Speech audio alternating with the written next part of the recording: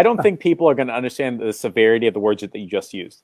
I'm still trying to make it more complicated. Like that is both like sarcastic and true. Like if something doesn't work, it's because you didn't make it work. And the answer is almost never in something more complicated, right? Yeah. Simple works. If you didn't make simple work, it's on you. The answer is not something more complicated. And it sounds like when people are like, hey, I try to make it easy, let me make it hard instead. That's what I guess failure looks like. Like they haven't figured out those 3 steps to make simple work, right? Yeah, totally. And it's also like if you add complexity right away. So like I have, somebody just like that's in my Facebook group who's like a really nice lady, and she has an offer that's like, if you're a business owner, I'll get you more profits. And it's so general and so vague. I already know it's not going to work. And she's telling me like I'm building the funnel and I'm all the follow-ups, and I'm like, all of that is a waste of time if you can't first make it work simple. So I think you should do all the follow-ups and the retargeting and all those things, but not before it's been proven to work. All right. So on that topic, before we go to the Q&A, and for ladies and gents, I hear you. Hold on to the questions for 2 seconds. Yeah. So are you spending any time doing like industry research or client research? Like, are you getting on the phone and saying, let me ask you 15 Dan Kennedy smart market questions to know if I should do that $100 niche? Or are you just spending 15 minutes on an industry? Like, how do I know that I should go into bike shops and not dentists? How do I know if I should do car mechanics and not personal injury attorneys? Like, are you doing any research at all in this process? Or you just, we'll figure it out? Or what does that look like?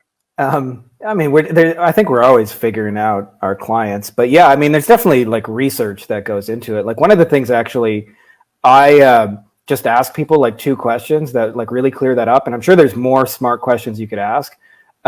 It's just like, what kind of clients do you wish you had more of? And which kind of clients do you wish you had less of? And a dentist will say like, fuck off with the teeth whitening and bring me a whole bunch more of the veneers. And okay, I'm gonna get you veneers, right? Like, and then also like for research, if you're starting out, when I go into a niche and I don't know anything about it, like when I first went into lawyers in 2016, I didn't know a lawyer. I never worked with a lawyer. And actually one of the things I did, which was really cool, is I reached out to the top lawyer in all of America. His name's John Morgan. They got a huge firm named Morgan & Morgan. I see their ads. Okay. Everywhere. Like, you know Morgan & Morgan. Yeah. But for those of you who are outside of Florida and don't see them everywhere. They didn't grow up with like kids on a billboard saying, I know that family. Yeah. But I just reached out and said, hey, I'd like to interview you. And then there's an interview of us side by side, and I get to kind of borrow his credibility a little bit. But what I do is I go to wherever they're having conversations. So if they're in Facebook groups, obviously if you can do in person, do that.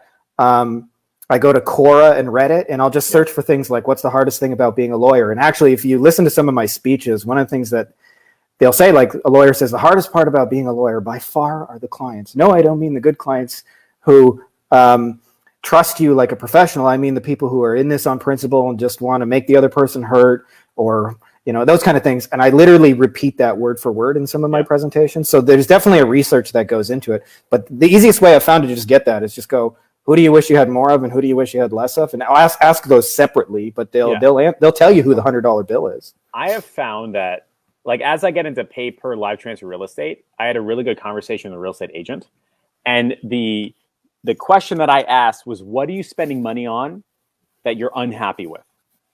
And all of a sudden, he just, like, that was the trigger.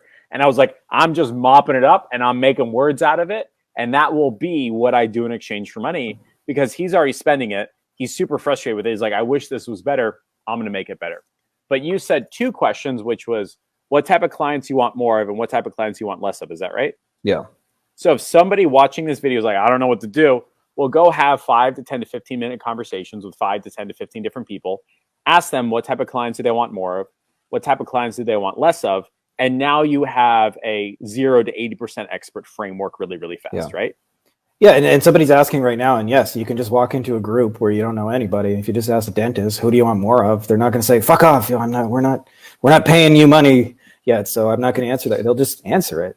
Like it's actually not very hard to do.